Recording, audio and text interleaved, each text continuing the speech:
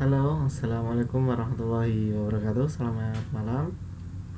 Kembali lagi dengan saya Fahri Mansur, tutor untuk mata pelajaran PPKN di kelas KPB 7 semester 2. Semoga pada kesempatan malam hari ini semua dalam keadaan sehat walafiat, tidak ada halangan suatu apapun. Dan saya harapkan juga semoga pembelajaran pada malam hari ini dapat berjalan dengan lancar, tidak ada gangguan baik secara itu teknis ataupun gangguan-gangguan yang lainnya.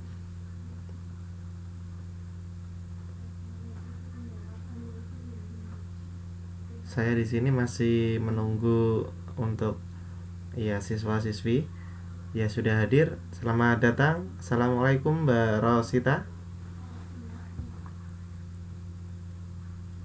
Halo Mbak Rosita, selamat malam. Mbak Rosita bisa dengar suara saya? Halo.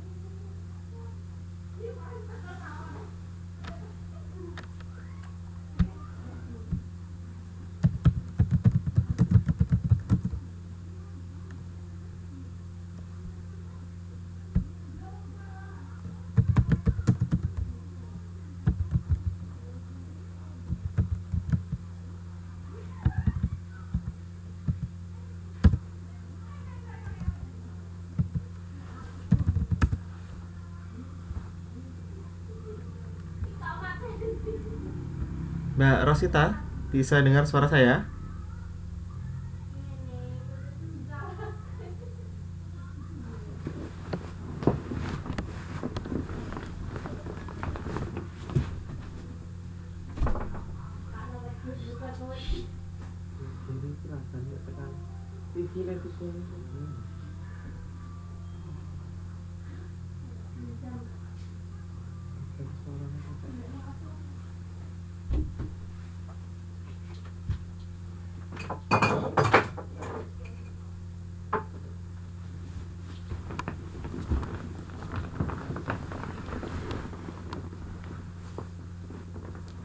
Oke, baik ya Mbak, nggak apa-apa.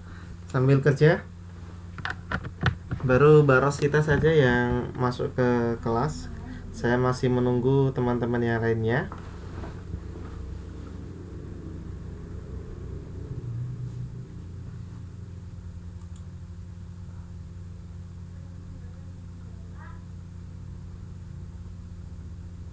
Kita tunggu teman-temannya untuk beberapa menit. Semoga segera memasuki kelas.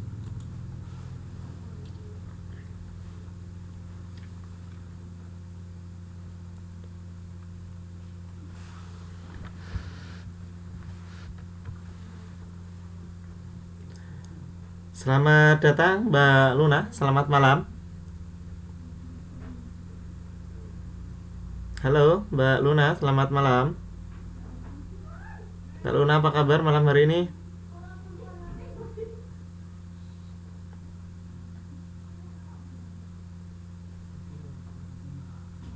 Alhamdulillah kabar saya baik.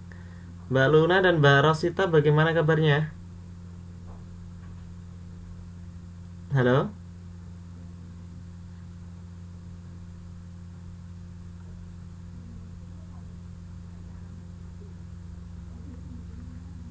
Halo Mbak Luna, Mbak Rosita. Untuk suara saya gimana malam hari ini? Bisa terdengar jelas atau putus-putus?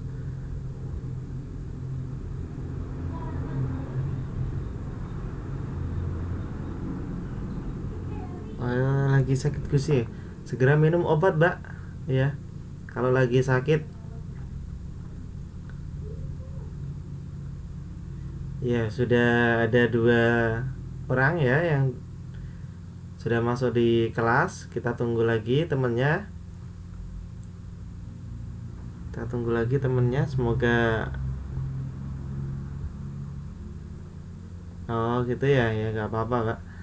Selamat datang Mbak Sri Mulyani. Halo, selamat malam. Mbak Sri Mulyani, selamat malam. Apa kabar malam hari ini?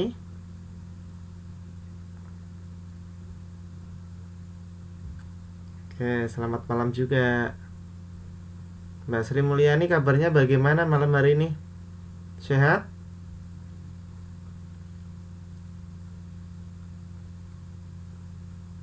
Halo? Halo?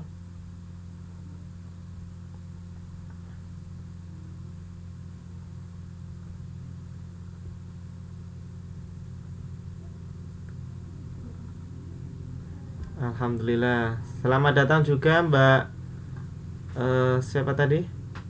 Bentar. Mbak Sofia. Mbak Sofia, selamat malam. Selamat datang di kelas. Apa kabar malam hari ini? Mbak Sofia. Oke, alhamdulillah sekali sudah pada masuk ke kelas.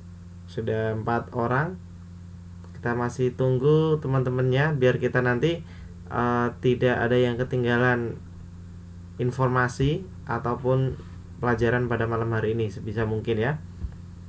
Oke, Mbak Sofia, kabarnya bagaimana? Baik malam hari ini?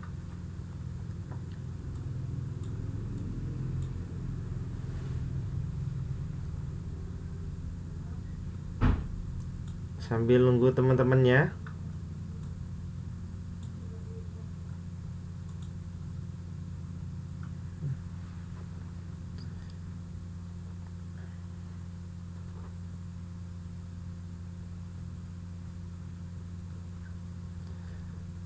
Baik, sebelum kelas kita mulai, mari kita berdoa terlebih dahulu. Semoga malam hari ini lancar belajarnya, tidak ada kendala apapun. Biasanya kendala yang paling riskan di sini yaitu berkaitan dengan sinyal, karena sinyal saya juga di sini indikatornya merah.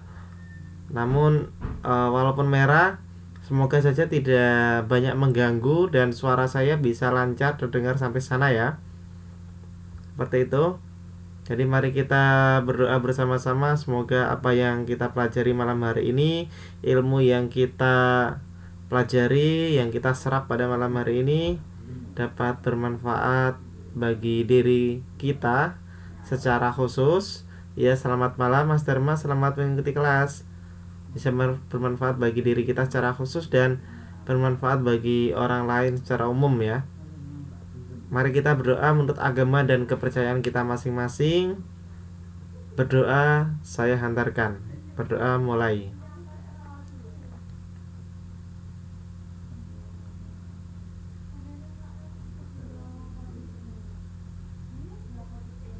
Berdoa selesai.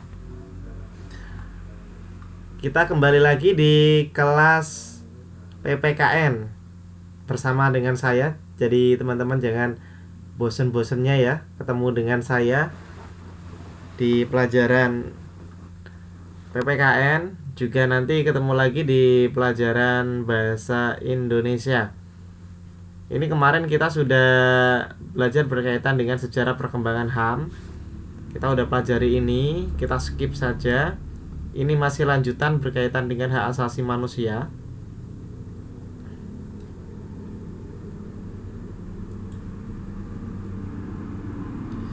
Kemudian perjuangan ini pun juga sudah. Selamat malam Mbak Yayan. Mbak Yayan, apa kabar malam hari ini? Selamat datang di kelas.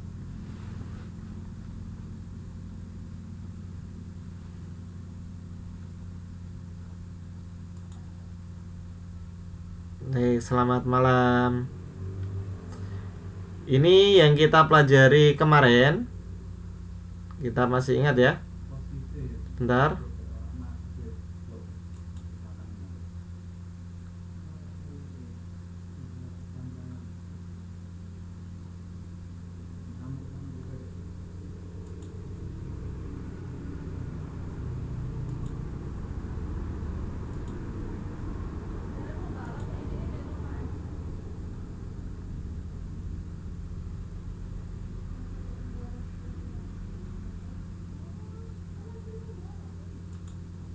Halo? Halo, suara saya bisa kedengaran? Ya. Kemarin kita sudah membahas sampai ini ya. HAM dalam Undang-Undang Dasar 1945. Ini kemarin kita sudah bahas satu persatu. Sebentar. Ya. Kemarin kita sudah bahas sampai dengan hak kita dalam berkomunikasi itu kan di pasal 28F amandemen yang kedua. Ini kemarin sudah kita pelajari bersama. Mulai dari pasal 28A sampai dengan pasal 28F. Ini kemarin kita sudah pelajari bersama-sama kebebasan-kebebasan apa saja sih, hak asasi manusia apa saja yang perlu kita ketahui sebagai manusia, sebagai rakyat, sebagai bangsa di suatu negara. Kita punya hak apa saja.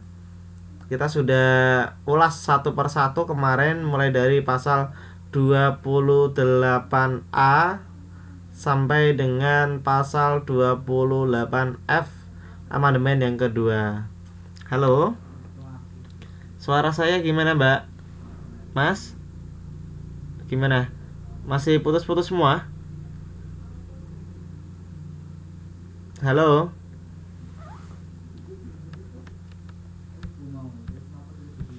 Halo?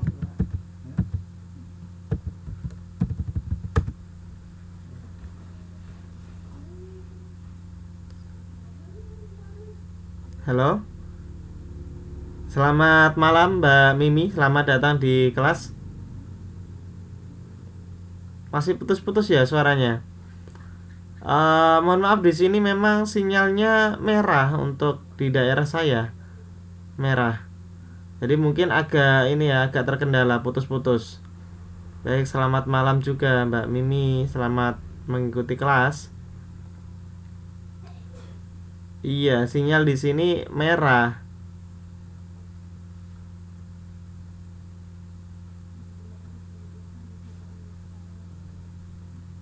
Jadi mungkin ini ya, terkendala itu juga sinyal yang merah itu, jadi suaranya terputus-putus.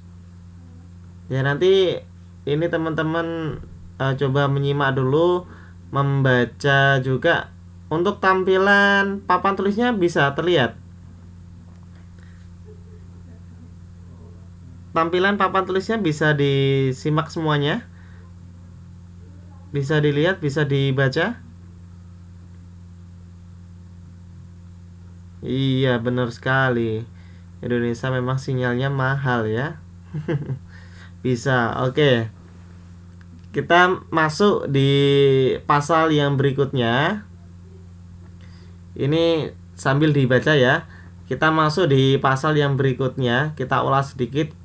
Kita sedikit flashback kembali ya. Berkomunikasi, ini kebebasan yang berikutnya yaitu kebebasan berkomunikasi, yaitu memperoleh, mencari, memiliki, menyimpan, mengolah, dan menyampaikan informasi. Makanya ini sempat saya singgung yang kemarin gitu kan, bahwasanya lembaga pers dalam mencari sebuah informasi itu pasti punya yang namanya etika. Ada etika pers dalam mencari sebuah informasi. Seperti itu.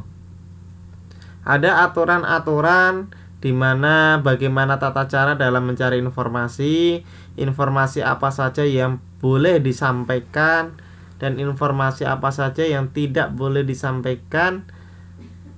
Itu sudah diatur di dalam pasal 28 ini.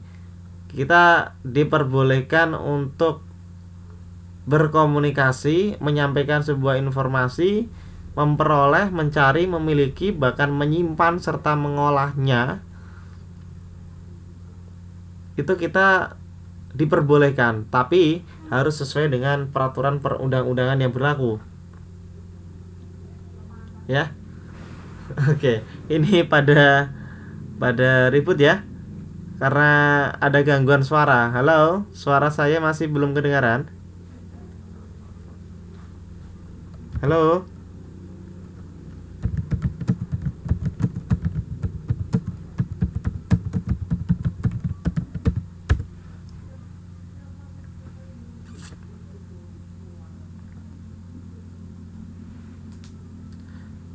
Halo. Ya, sudah ada ya. Selamat datang Mbak Rani, Mbak Rani. Selamat datang di kelas. Apa kabar malam hari ini? Oke, bisa ya. Baik. Kita masuk pasal yang berikutnya, yaitu di pasal 28G amandemen yang kedua.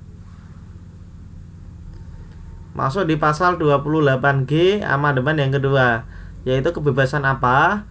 Yang berikutnya yaitu kebebasan perlindungan diri pribadi. Baik, selamat malam, selamat mengikuti kelas ya Mbak.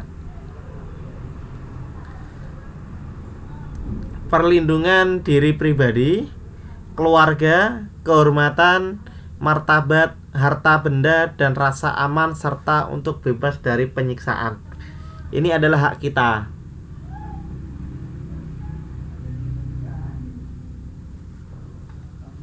Ya. Hak kita yang berikutnya di sini. Ya, perlu dilihat yaitu perlindungan diri pribadi, keluarga, kehormatan, martabat, harta benda, dan rasa aman serta untuk bebas dari penyiksaan. Ini adalah hak kita, bahkan ini juga dilindungi oleh negara. Kita berhak mendapatkan rasa aman. Makanya apa? Di negara Indonesia ini pasti punya personil keamanan, yaitu kepolisian. Dia tugasnya adalah untuk menjaga keamanan negara Republik Indonesia. Sedangkan untuk tugas yang mempertahankan yaitu tugasnya TNI. Ya, dia untuk mempertahankan kedaulatan negara Republik Indonesia, TNI. Nah, kita perlu mendapatkan ini perlindungan diri pribadi, keluarga, kehormatan, martabat, harta benda, dan rasa aman serta untuk bebas dari penyiksaan. Selamat datang Mbak Armiati, selamat mengikuti kelas.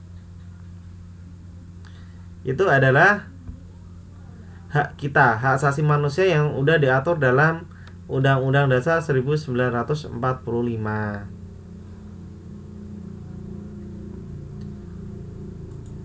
Kemudian yang berikutnya, baik, selamat malam juga. Yang berikutnya yaitu hak asasi manusia dalam hidup sejahtera lahir dan batin. Itu hak kita. Kita punya hak untuk hidup sejahtera lahir dan batin. Hidup yang sejahtera itu yang bagaimana? Hidup yang sejahtera di sini kita bisa melihat bahwasanya kita berhak untuk memperoleh pelayanan kesehatan. Makanya sekarang ini ada yang namanya BPJS. Ada BPJS itu ya. Kemudian ada yang untuk orang kurang mampu, keluarga kurang mampu, ada jam kemas itu ya, jam kemas.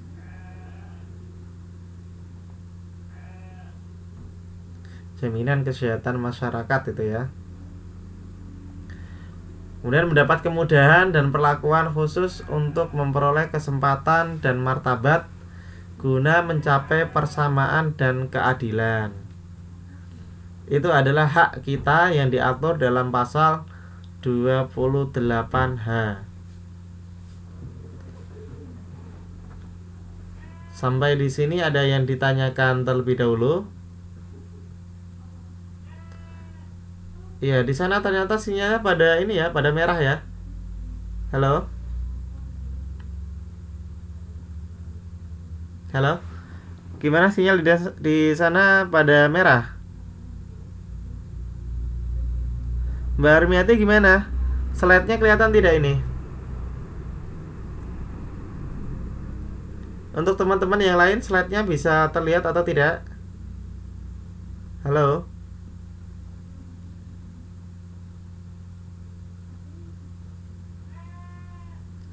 Oke, baik ya. Kita lanjutkan lagi. Mas Dharma, jelas suara saya? Halo? Mas Dharma, suara saya jelas?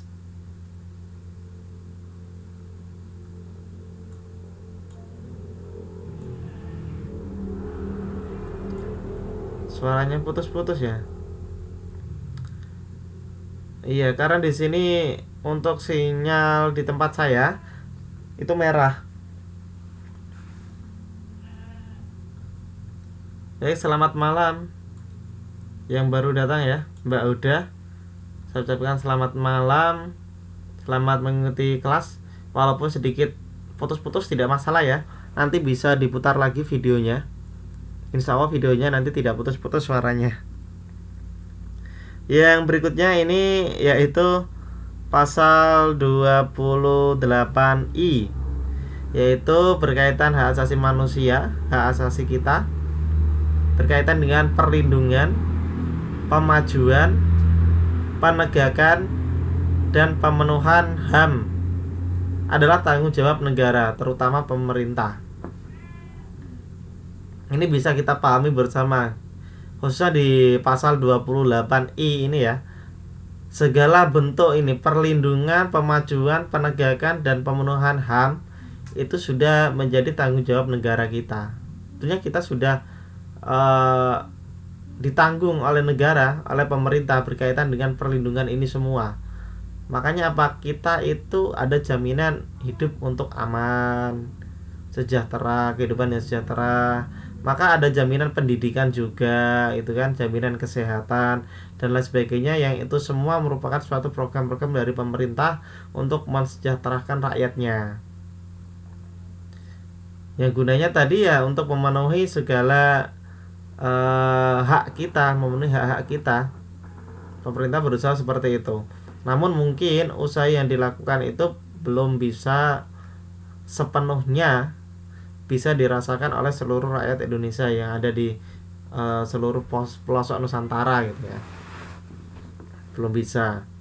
Namun semoga aja nanti ke depan terjadi suatu perbaikan-perbaikan yang tentunya dapat menguntungkan bagi masyarakat pada umumnya.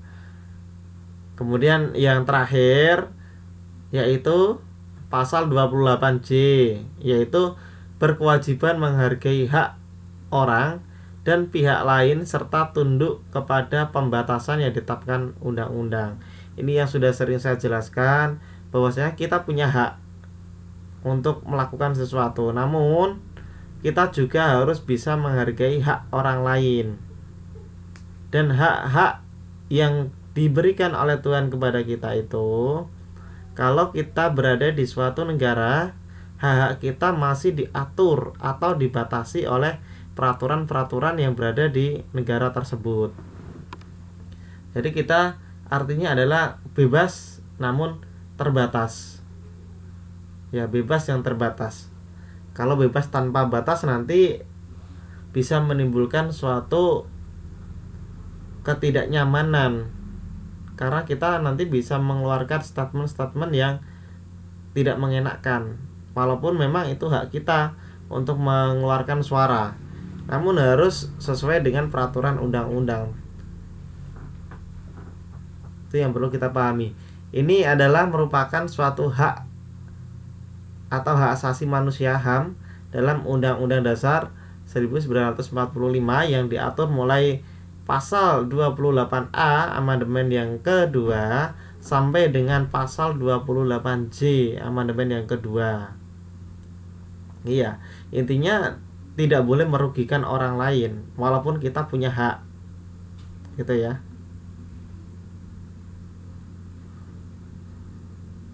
Kita masuk untuk bagian yang berikutnya. Sebentar, proses.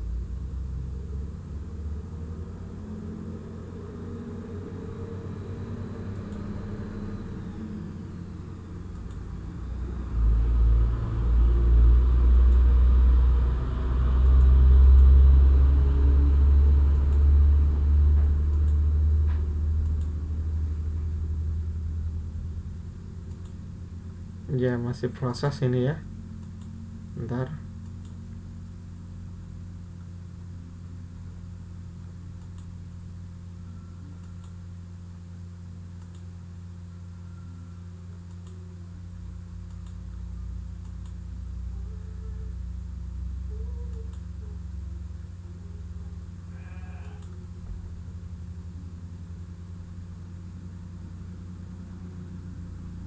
Iya.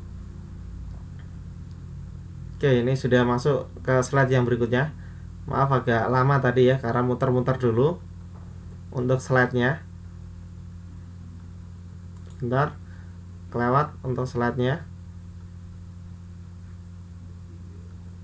Nah, bisa dilihat untuk slide-nya. Semuanya bisa melihat slide-nya ya. Ini adalah kita masuk pada konsep kategori HAM. Ya, pada konsep kategori HAM. Ini dilihat ya, ada hak-hak ekonomi, sosial, dan budaya. Ada hak-hak solidaritas. Ada hak-hak sipil dan hak politik. Ini adalah pembagian kategori dari HAM itu sendiri. Pembagian dari HAM itu sendiri. Ini bisa dilihat ya. Yang pertama kita bisa melihat yaitu hak-hak ekonomi, sosial, dan budaya. Ya, second generation of right. Ini diatur dalam beberapa pasal. Ya, di dalam Undang-Undang Hak Asasi Manusia dan secara khusus dalam ya Konvenan Internasional mengenai hak-hak ekonomi, sosial, dan budaya. Karena apa? Memang ada keterbatasan dalam melaksanakan hak-hak kita khususnya dalam lingkup ekonomi.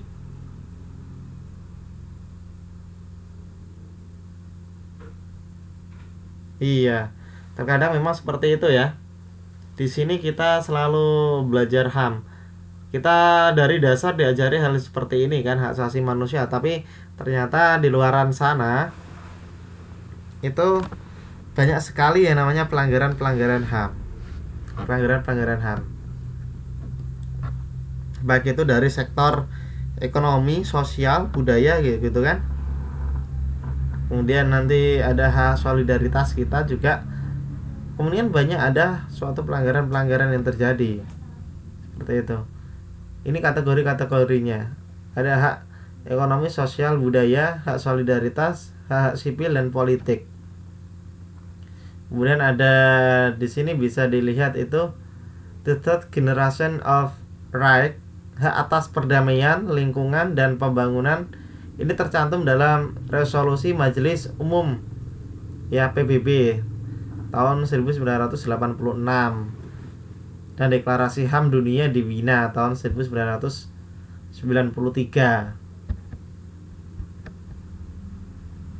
Kayak gitu. Kemudian ada lagi first generation of right. Ini diatur dalam beberapa pasal deklarasi universal hak-hak asasi manusia dan dalam konvenan internasional mengenai hak sipil dan politik. Oke, nanti ada hak sipil dan hak politik. Kita bisa lihat nanti kajiannya. Bentar.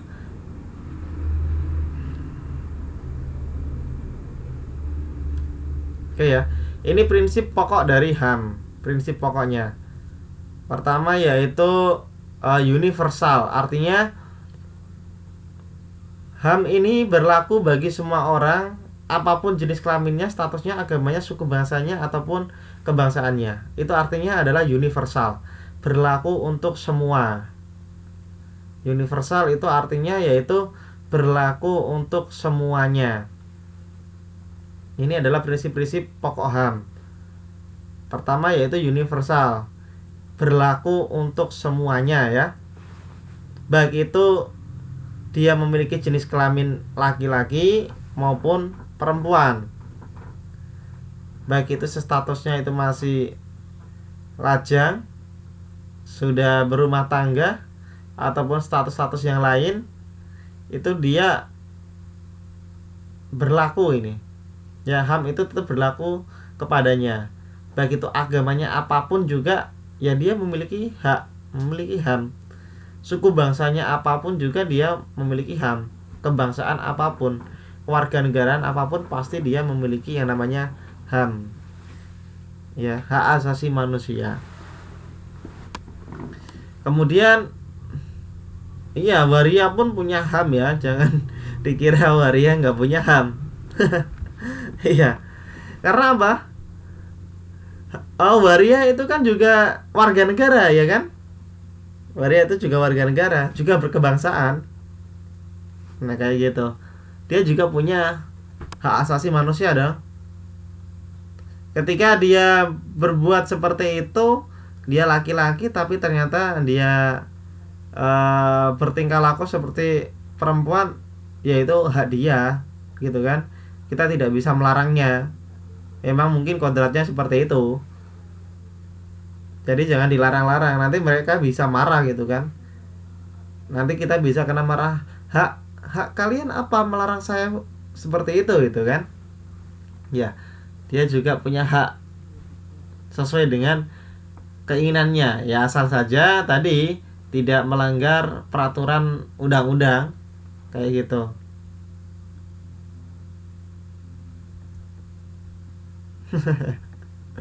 Aduh.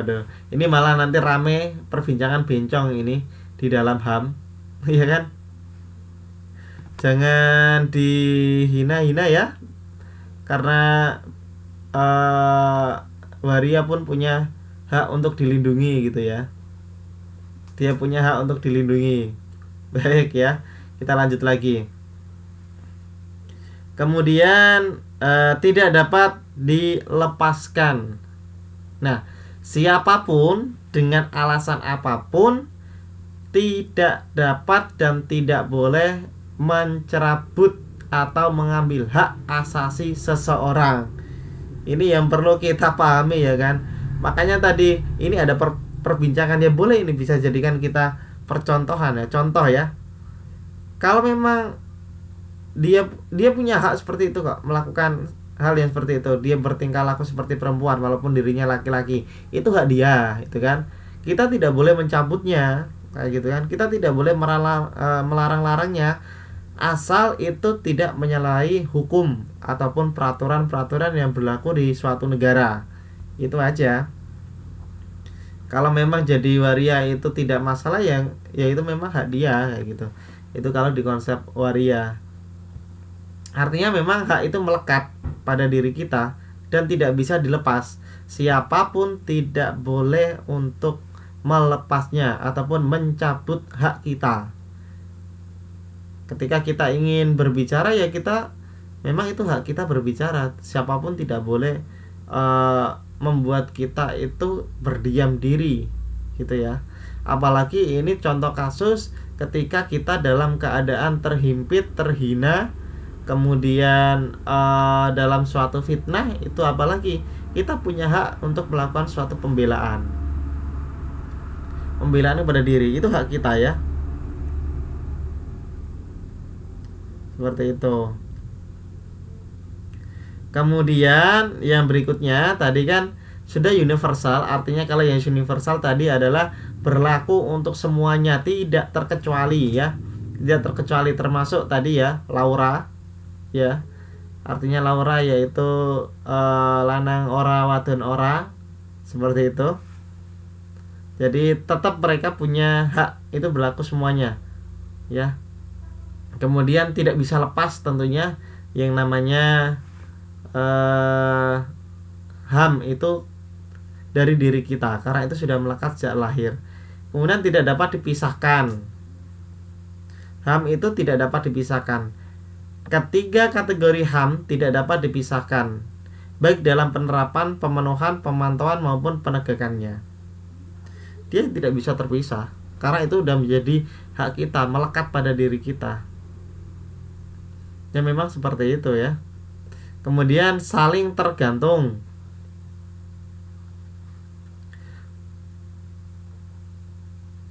Iya, HAM, hak asasi manusia itu melekat pada diri manusia.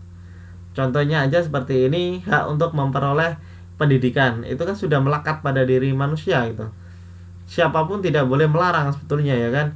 Ketika ada seseorang yang ingin mendapatkan pendidikan lebih tinggi, itu sebetulnya tidak ada yang boleh melarang, sah-sah saja gitu kan, karena itu memang hak kita, bahkan dijamin oleh negara gitu kan. Negara menjamin kita. Kita diwajibkan untuk belajar 9 tahun gitu kan. Sampai sekarang ini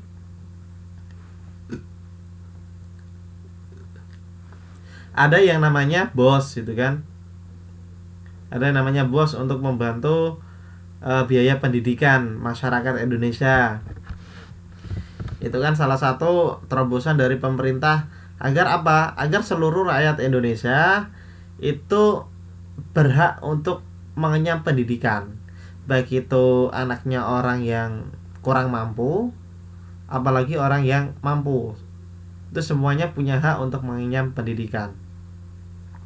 Ya, mungkin kalau TKI ini betul sekali hak untuk mendapatkan gaji. Karena apa? Karena di sana kan bekerja. Ya. Kalau orang bekerja itu pasti mendapatkan upah ataupun gaji. Itu hak. Ketika sudah menjalankan kewajibannya, nah tinggal kita meminta hak. Kayak gitu. Ketika kewajiban sudah terlaksana, kita minta hak. Tapi kalau sebaliknya itu kan, kewajiban belum terlaksana tapi kita meminta hak, itu salah betulnya. Ya, itu salah.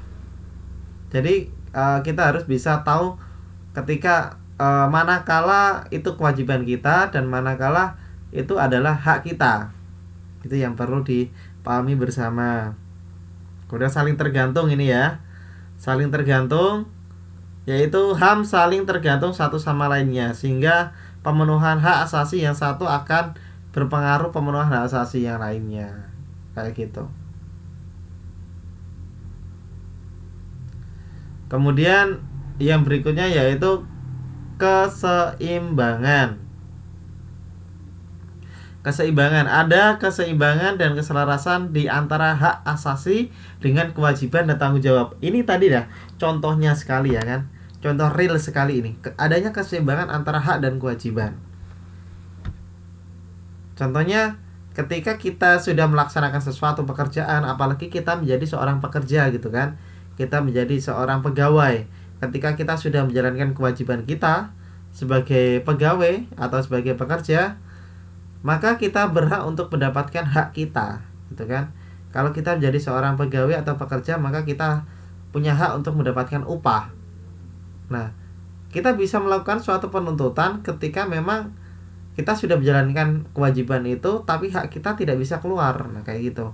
Itu bisa dituntut, bisa ada suatu penuntutan, tidak masalah, gitu kan? Kemudian yang berikutnya ada yang namanya partikularisme ya. Pelaksanaan HAM mempertimbangkan kekhususan nasional dan regional serta berbagai latar belakang sejarah, budaya, dan agama. Jadi ada banyak sekali pertimbangan-pertimbangan dalam proses pelaksanaan HAM. Baik itu pertimbangan dari negara kita sendiri, kenegaraan, kemudian sejarah kita itu bagaimana, budaya kita itu bagaimana, agama kita itu bagaimana. Karena apa? Pelaksanaan HAM itu di suatu negara gitu kan, itu pasti berbeda-beda. Contoh mungkin kalau di negara kita itu kita punya hak sebetulnya, hak untuk berpakaian. Nah, hak untuk berpakaian. Namun kita masih diatur karena negara kita itu negara kebanyakan mayoritas Islamik gitu kan, negara Islamik. Maka kita diatur dalam konsep berpakaian. Ataupun khususnya negara kita itu kita ada peraturan yaitu etika ya kan, etika sopan santun gitu kan. Pergaulan pun juga ada sopan santunnya, diatur oleh negara. Maka kita tidak boleh melebihi batas dari aturan itu, aturan dari negara gitu kan. Dalam beragama pun juga sama, dalam berbudaya pun juga sama gitu kan. Kalau agama tentunya semua agama itu baik. Namun terkadang ada agama yang sifatnya itu tidak sesuai dengan aturan perundang-undangan, atau dia menyimpang dari perundang-undangan yang bahkan mungkin bisa menyesatkan. Nah, kayak gitu. Oke, baik. Iya, selamat malam Mbak Siti Nurhani. Selamat mengikuti kelas ya. Jadi inilah prinsip-prinsip pokok dari HAM itu. Oke. Ini prinsip-prinsip pokok. Jadi untuk slide saya pada malam hari ini tuh sampai prinsip-prinsip. Kemudian nanti kita lanjutkan di modul. Kita lanjutkan di modulnya. Atau sampai di sini ada yang ditanyakan terlebih dahulu?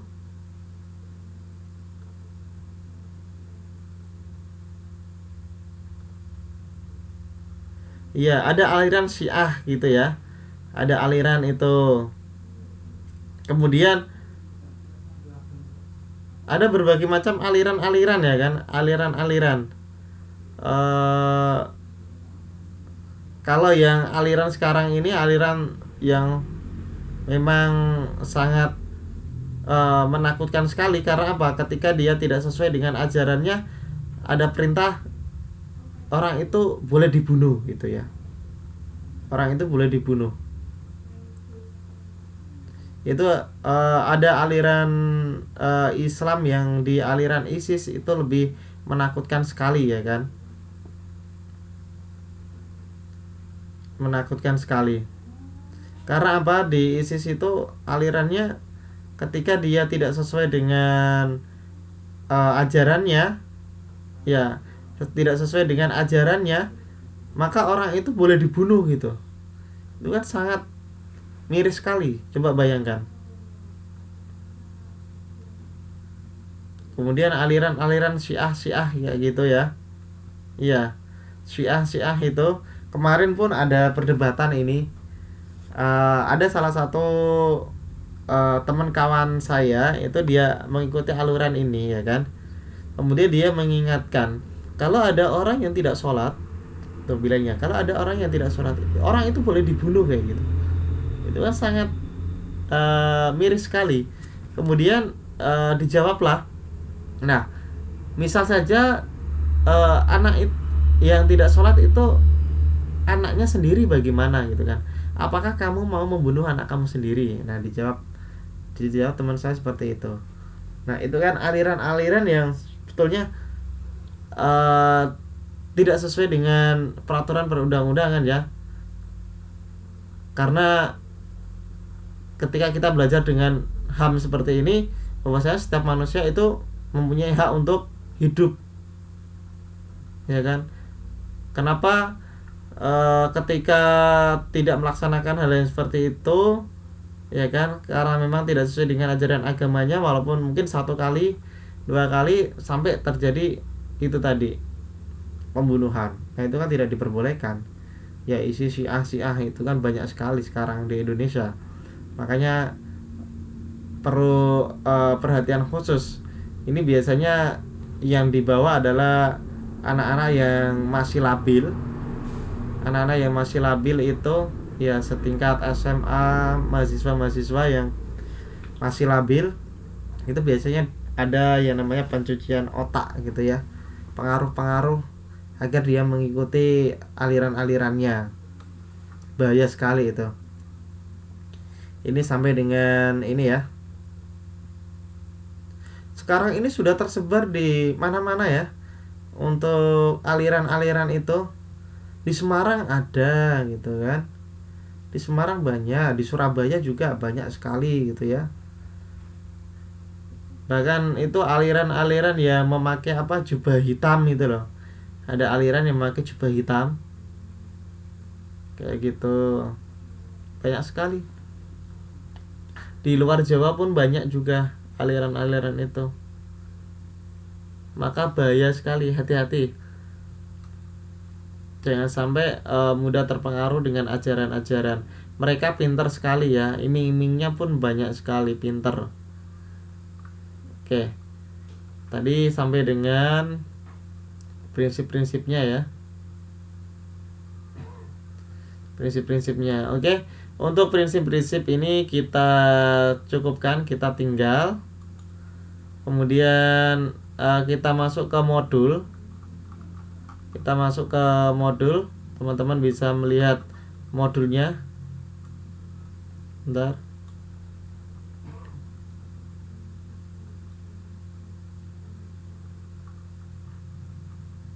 baru proses.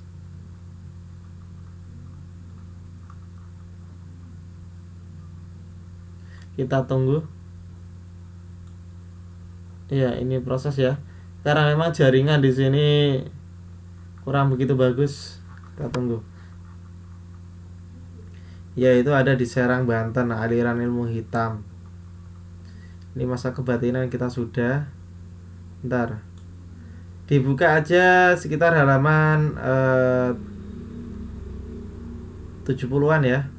Ini tadi yang kita sudah bahas di slide.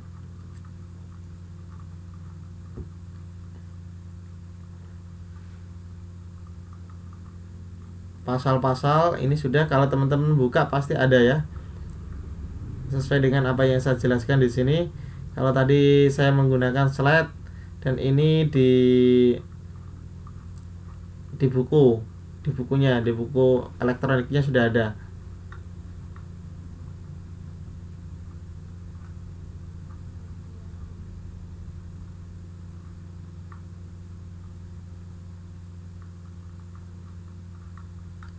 Sebentar, kita masih turun lagi. Nah, kita masuk ke masalah Komnas HAM ya. Karena pentingnya hak asasi manusia itu sampai terbentuklah yang namanya Komnas HAM, yaitu Komisi Nasional Hak Asasi Manusia.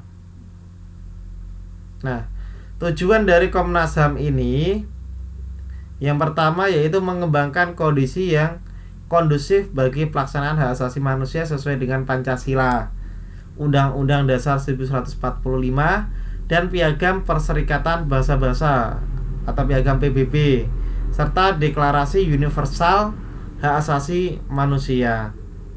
Itu adalah tujuan yang pertama. Sedangkan tujuan yang keduanya yaitu meningkatkan perlindungan dan penegakan hak asasi manusia guna perkembangan pribadi manusia Indonesia seutuhnya dan kemampuannya dalam berbagai bidang kehidupan. Karena pentingnya hak asasi manusia itu yang dimiliki oleh seluruh warga negara Indonesia, bahkan seluruh warga tidak hanya di Indonesia, di negara manapun juga sama, khususnya di Indonesia, dibuatlah yang namanya Komisi Nasional Hak Asasi Manusia. Kalau hak ini tidak penting sekali, tidak mungkin sampai negara membuat yang namanya Komnas HAM. Iya, penting sekali ya Komnas HAM ini ternyata. Kemudian untuk mencapai tujuan tersebut, Komnas HAM menjalankan fungsi pengkajian. Ada penelitian-penelitian, ada penyuluhan-penyuluhan, ada pemantauan, bahkan sampai dengan tindakan meditasi berkaitan dengan hak asasi manusia itu sendiri. Ya, ini anggotanya adalah tokoh dari masyarakat yang profesional, dia memiliki dedikasi dan berintegritas tinggi dan menghayati cita-cita negara hukum tentunya. Itu keanggotaannya. Jumlahnya ada 35 orang. Ini yang memilih adalah dari perwakilan rakyat pusat ya, Republik Indonesia. Ya, ini berdasarkan usulan Komnas HAM dan diresmikan oleh Presiden selaku kepala negara. Ini perlu dipahami ya. Ada Komnas HAM-nya dipimpin oleh 1 pimpinan dan 2 wakil. Ketua dan wakil ketua Komnas HAM dipilih oleh dan dari anggota, masa jabatan keanggotaannya sama yaitu 5 tahun. Setelah berakhir dapat diangkat kembali 1 kali jabatan seperti presiden. Ya, ini adalah syarat-syaratnya ya. Seorang dapat diangkat jadi anggota Komnas HAM atau warga negara Indonesia ketika yang pertama memiliki pengalaman dalam upaya memajukan dan melindungi orang atau kelompok yang dilanggar hak asasi manusianya. Kemudian berpengalaman sebagai hakim, jaksa, polisi, pengacara, atau pengemban profesi hukum lainnya. Berarti kalau saya melihat ini semua, kualifikasi ini semua saya tidak masuk, jelas ya, tidak bisa jadi tidak bisa ini masuk ke Komnas HAM karena saya tidak pernah jadi hakim, saya tidak pernah jadi jaksa ataupun yang lainnya. Mungkin dari teman-teman nanti di antaranya ada yang bisa jadi hakim, atau di antara ini semua pasti nanti punya kesempatan untuk bisa menjadi anggota Komnas HAM. Kemudian berpengalaman di bidang legislatif, eksekutif, dan lembaga swadaya masyarakat dan kalangan perguruan tinggi. Ya, ini pengalaman yang sangat luas sekali karena dia harus pernah duduk di legislatif ya, di eksekutif juga pernah, bahkan di lembaga swadaya masyarakat pun harus pernah. Kemudian dari fungsi Komnas HAM-nya, ya, halo. Fungsi Komnas HAM dalam rangka penegakan HAM di Indonesia. Yang pertama yaitu pengkajian dan penelitian, penyuluhan, pemantauan, dan meditasi. Halo, Mbak Eni, nggak bisa dengar suara saya? Untuk yang lain bisa dengar suara saya? Halo?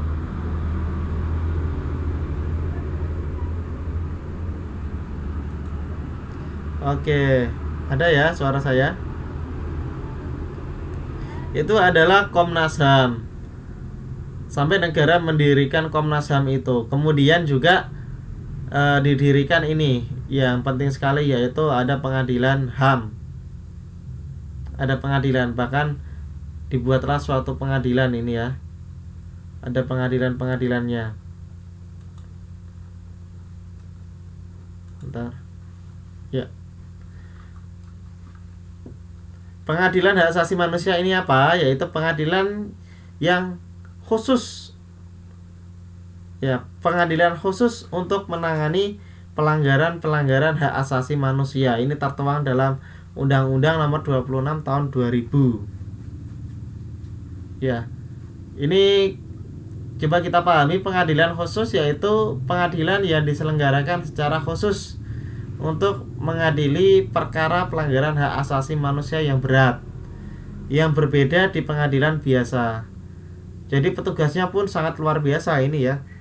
Ada tim penyelidik, penyidik, penuntut, dan hakim yang mengadili perkara pelanggaran hak asasi manusia, yang tentunya pelanggaran-pelanggaran yang sangat berat sekali.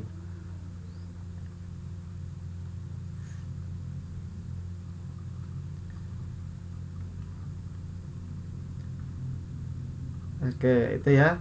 Ada yang namanya pengadilan HAM.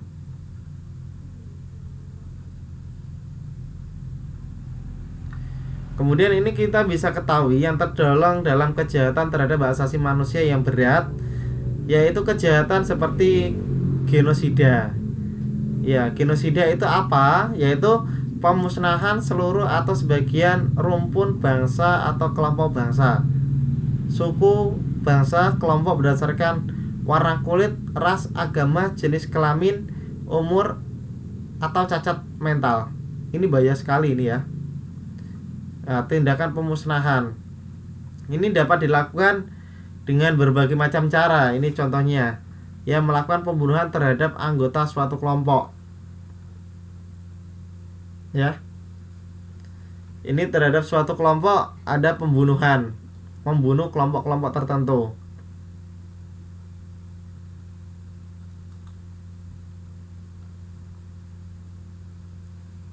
Kemudian menimbulkan penderitaan fisik atau mental yang berat pada anggota atau kelompok. Makanya apa? Ada yang namanya ini tawuran-tawuran hal seperti itu juga melanggar hak asasi manusia itu ya. Ada tawuran-tawuran. Kemudian menciptakan keadaan yang menyebabkan suatu kelompok itu musnah secara fisik, melakukan bom bunuh diri seperti itu. Kemudian yang berikutnya yaitu memaksakan cara-cara yang dapat mencegah kelahiran pada suatu kelompok. Kemudian memindahkan secara paksa anak-anak dari suatu kelompok kepada kelompok lainnya. Itu dilarang, jelas dia nanti terkena hukum. Ya, ada begal. Begal itu sangat melanggar HAM sekali ya kan. Begal, dia mengambil hak atau milik orang lain itu ya kan. Nah ini contohnya bisa dilihat ya, hak-haknya, hak yang tergolong berat ini, hak asasi manusia, pelanggaran hak asasi manusia yang tergolong berat bisa dilihat yaitu pembunuhan sewenang-wenang ya kan, kemudian menghilangkan orang secara paksa, penculikan dan lain sebagainya, itu pelanggaran HAM yang sangat berat sekali. Kemudian perbudakan, mempekerjakan orang lain tanpa dibayar ya. Kemudian penyiksaan, pemerkosaan, perbudakan seksualitas, pelacur secara paksa, pemaksaan kehamilan, pemaksaan kemandulan atau sterilisasi. Kemudian penganiayaan sistematis terhadap suatu kelompok gitu ya. Penganiayaan yang sudah disusun secara rapi gitu kan. Kemudian kejahatan apartheid ya, politik dominasi suatu golongan terhadap golongan lainnya. Ada unsur politik. Itu juga masuk dalam pelanggaran HAM yang sangat berat sekali. Pelanggaran-pelanggaran itu sangat berat ya. Maka setelah belajar seperti ini, jangan sampai melakukan hal-hal yang memang melanggar HAM. Walaupun kita punya hak, namun hak kita itu masih terbatas dengan peraturan perundang-undangan yang berlaku di negara kita.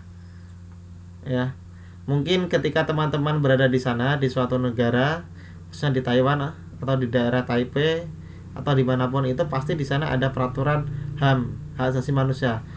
Ya jangan sampai melanggar HAM itu, nanti terkena hukum. Ya ada hukumnya. HAM itu ada hukumnya. Di Indonesia apalagi ya, terlebih di Indonesia pasti ada hukumnya. Ini adalah materi HAM yang dapat saya sampaikan pada kesempatan malam hari ini. Dan untuk minggu depan kita masuk ke materi yang lain, kita masuk ke bab berikutnya untuk ya sebagai evaluasi materi kita pada kesempatan hari ini, khususnya di materi HAM. Maka teman-teman silakan nanti mengerjakan mulai dari halaman 71 ya sebagai PR-nya, halaman 71 sampai dengan 73 pilihan ganda ya, sampai dengan 73.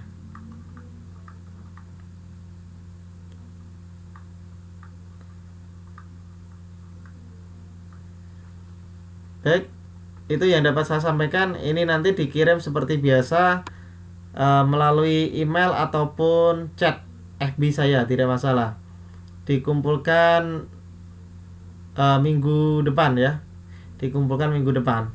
Baik, saya ucapkan terima kasih untuk perhatiannya malam ini, walaupun ada sedikit kendala-kendala yaitu suara yang terputus-putus, tapi alhamdulillah pembelajaran pada kesempatan malam hari ini dapat selesai. Demikian yang dapat saya sampaikan. Terima kasih atas perhatiannya. Saya akhiri. Wassalamualaikum warahmatullahi wabarakatuh. Selamat malam dan sampai jumpa di lain kesempatan.